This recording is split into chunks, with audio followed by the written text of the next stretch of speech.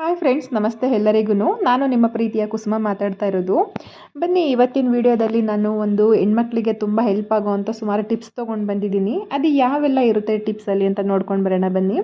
ಮೊದಲನೇದಾಗಿ ಇಲ್ಲಿ ನಾನು ಜರ್ಕಿನ್ಗಳನ್ನ ಯಾವ ರೀತಿ ಫೋಲ್ಡ್ ಮಾಡಿ ಇಡೋದಂತ ಹೇಳ್ಬಿಟ್ಟು ತೋರಿಸ್ತಾ ಇದ್ದೀನಿ ನೋಡಿ. ಯಾಕೆಂದರೆ ಹೆಂಗಂದ್ರೆ ಹಾಗೆ ನಾವು ಫೋಲ್ಡ್ ಮಾಡಿ ಇಟ್ವಿ ಅಂತ ಅಂದರೆ ಜಾಗ ಕೂಡ ಸಾಕಾಗೋದಿಲ್ಲ, ಮತ್ತು ಹೆಂಗಂದ್ರೆ ಹಂಗೆ ಕೆಳಗಡೆ ಎಲ್ಲ ಬೀಳ್ತಿರುತ್ತೆ. ಸೊ ಅದಕ್ಕೋಸ್ಕರ ನೋಡಿ, ಈ ರೀತಿಯಾಗಿ ನೀವೇನಾದರೂ ಜರ್ಕಿನ್ಸ್ನ ಫೋಲ್ಡ್ ಮಾಡಿ ಇಟ್ರಿ ಅಂತ ಹೇಳಿದ್ರೆ ನೀವು 10 ಜರ್ಕಿನ್ ಇದ್ರೂ ಸ್ಮಾಲ್ ಜಾಗದಲ್ಲಿ ಕೂಡ ನೀವು ಇದನ್ನು ಆರ್ಗನೈಸ್ ಮಾಡಿ ಇಟ್ಕೊಬೋದು.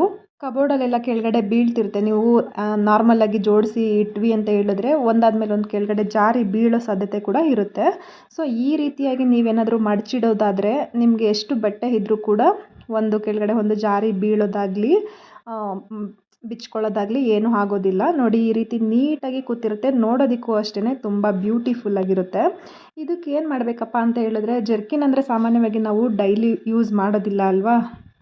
ಅದಕ್ಕೆ ನಿಮ್ಮ ಮನೆಯಲ್ಲೇ ಇರೋ ಯಾವುದಾದ್ರೂ ಒಂದು ಸ್ಯಾಂಡಲ್ ಪೌಡರ್ನ ಈ ರೀತಿಯಾಗಿ ಸ್ಪ್ರೆಡ್ ಮಾಡಿ ಇಟ್ರಿ ಅಂತ ಹೇಳಿದ್ರೆ ಸ್ಮೆಲ್ ಕೂಡ ನಿಮಗೆ ತುಂಬ ಚೆನ್ನಾಗಿರುತ್ತೆ. ನೀವು ತೊಗೊಂಡು ಯೂಸ್ ಮಾಡಬೇಕಿದ್ರೂ ಕೂಡ ಒಳ್ಳೆ ಕಂಫರ್ಟಬಲ್ ಆಗಿರುತ್ತೆ.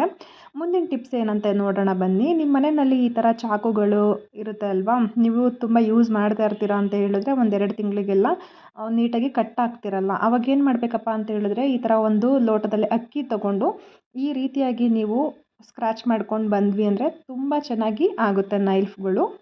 ಒಂದ್ಸಲ ನೀವು ಟ್ರೈ ಮಾಡಿ ನೋಡಿ. ಮುಂದಿನ ಟಿಪ್ಸ್ ಏನಪ್ಪ ಅಂತ ಹೇಳಿದ್ರೆ ನೋಡಿ, ಈ ರೀತಿಯಾಗಿ ನಿಮ್ಮ ಮನೆಯಲ್ಲಿ ಯಾವುದಾದ್ರೂ ಕಾಳುಗಳಿತ್ತು ಅಂತ ಹೇಳಿದ್ರೆ ಇದನ್ನು ನೀವು ತುಂಬ ದಿನದವರೆಗೂ ಸ್ಟೋರ್ ಮಾಡಿ ಇಡಬೇಕಂತ ಹೇಳಿದ್ರೆ ಇದಕ್ಕೆ ಮನೆಯಲ್ಲಿ ಪಲಾವ್ ಎಲೆ ಅಂತೂ ಸಿಕ್ಕೇ ಸಿಗುತ್ತೆ ಅಲ್ವಾ. ಈ ಪಲಾವ್ ಎಲೆನ ನೀವು ಈ ಥರ ಹಾಕಿ ಇಡೋದ್ರಿಂದ ಹುಳು ಬೀಳೋದಿಲ್ಲ.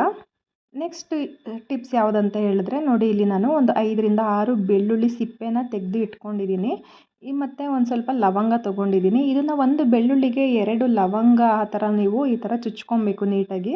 ಇದನ್ನು ಎಷ್ಟು ಬೇಕೋ ಅಷ್ಟು ನೋಡಿಕೊಂಡು ನಾವು ಈ ರೀತಿಯಾಗಿ ನೋಡಿ, ನೋಡೋದಕ್ಕೂ ನಿಮಗೆ ತುಂಬ ಚೆನ್ನಾಗಿ ಅನಿಸ್ತಿದೆ ಅನಿಸುತ್ತೆ ಅಲ್ಲ. ಇದನ್ನು ಏನು ಮಾಡ್ಬೋದು ಇವರು ಅಂತ ಏನಾದರೂ ನಿಮಗೆ ಡೌಟ್ ಬರ್ತಿದೆ ಅಂತ ಹೇಳಿದ್ರೆ ನೆಕ್ಸ್ಟ್ ಗೊತ್ತಾಗುತ್ತೆ ನೋಡಿ, ಇದನ್ನು ನಾನು ಯಾವ ರೀತಿ ಯೂಸ್ ಮಾಡ್ಕೊತೀನಿ ಅಂತ ಹೇಳ್ಬಿಟ್ಟು. ನೋಡಿ, ಇಲ್ಲಿ ನನಗೆ ಎಷ್ಟು ಬೇಕೋ ಅಷ್ಟನ್ನು ನಾನು ರೆಡಿ ಮಾಡಿ ಇಟ್ಕೊಂಡಿದ್ದೀನಿ. ಮನೆಯಲ್ಲಿ ಅಕ್ಕಿನ ನಾವು ಜಾಸ್ತಿ ತೊಗೊಂಡು ಬಂದಿರ್ತೀವಿ, ಅಥವಾ ಒಂದು 25 kg ಇರುತ್ತೆ, ಅಥವಾ ಇನ್ನೂ ಜಾಸ್ತಿ ಇರುತ್ತೆ, ತುಂಬ ದಿನ ಇದು ಬಾಳಿಕೆ ಬರುತ್ತೆ ನಮಗೆ ಅನ್ನಬೇಕಿದ್ರೆ ಹುಳ ಬೀಳುತ್ತೆ ಅಲ್ವಾ. ಹುಳ ಆಗಬಾರ್ದು ಅಂತ ಹೇಳಿದ್ರೆ ನೋಡಿ, ಒಂದು ಅಕ್ಕಿ ಒಳಗಡೆ ಈ ರೀತಿಯಾಗಿ ನೀವು ಮೂಟೆಗೆ ಆಗ್ಬೋದು, ಅಥವಾ ನೀವು ಎಲ್ಲಿ ಅಕ್ಕಿನ ಜಾಸ್ತಿ ಸ್ಟೋರ್ ಮಾಡಿ ಇಟ್ಟಿರ್ತೀರ ಆ ಟೈಮಲ್ಲಿ ನೀವು ಈ ಥರ ಹಾಕಿ ಇಟ್ಟರೆ ಒಂದು ಹುಳು ಕೂಡ ಬೀಳೋದಿಲ್ಲ. ಮುಂದಿನ ಟಿಪ್ಸ್ ಏನಪ್ಪ ಅಂತ ಹೇಳಿದ್ರೆ ನೋಡಿ, ಮಾರ್ಕೆಟಿಂದ ನಾವು ಪ್ಲಾಸ್ಟಿಕ್ ಕವರ್ಗಳನ್ನ ತೊಗೊಂಡು ಬಂದಿರ್ತೀವಿ, ಯೂಸ್ ಮಾಡಿದಾದಮೇಲೆ ಮನೆಯಲ್ಲಿ ಎಲ್ಲಂದರಲ್ಲಿ ಬಿಸಾಕ್ಬಿಡ್ತೀವಿ. ಅದನ್ನು ನೀಟಾಗಿ ನಾವು ಆರ್ಗನೈಸ್ ಮಾಡಿಕೊಂಡು ಚಿಕ್ಕದಾಗಿ ಮಡಚಿ ಇಟ್ಕೊಳ್ಳೋದು ಯಾವ ರೀತಿ ಅಂತ ತೋರಿಸ್ತೀನಿ ನೋಡಿ. ನಾನು ಪ್ಲಾಸ್ಟಿಕ್ ಎಷ್ಟೇ ಬ್ಯಾನ್ ಆಗಿದ್ರೂ ಕೂಡ ನಾವು ಮಾರ್ಕೆಟ್ಗೆ ಹೋಗಬೇಕಿದ್ರೆ ಇದೊಂದು ಪ್ಲಾಸ್ಟಿಕ್ ಬ್ಯಾಗ್ನ ನಾವು ಕ್ಯಾರಿ ಮಾಡಲೇಬೇಕಾಗುತ್ತೆ, ಅಥವಾ ಹೊರಗಡೆಯಿಂದನಾದ್ರೂ ನಾವು ತೊಗೊಂಡು ಬರಲೇಬೇಕಾಗುತ್ತೆ. ಸೊ ಹಂಗಿದ್ದಾಗ ಮನೆಯಲ್ಲಿ ಎಲ್ಲಂದರಲ್ಲೆಲ್ಲ ಬಿಸಾಕಿ ನಾವು ಇದನ್ನು ಸುಮ್ಮನೆ ಗಲೀಜು ಮಾಡೋದಕ್ಕಿಂತ ಈ ರೀತಿಯಾಗಿ ನೋಡಿ, ನಾನು ಮಡಚುತ್ತಿದ್ದೀನಲ್ವಾ, ಸೇಮ್ ಇದೇ ರೀತಿಯಾಗಿ ನೀವು ಕೂಡ ವಿಡಿಯೋ ನೋಡಿಕೊಂಡು ಈ ರೀತಿಯಾಗಿ ನೀವು ಮಡಚ್ಕೊಳ್ಳೋದು ಎಷ್ಟು ಈಸಿಯಾಗಿದೆ ನೋಡಿ.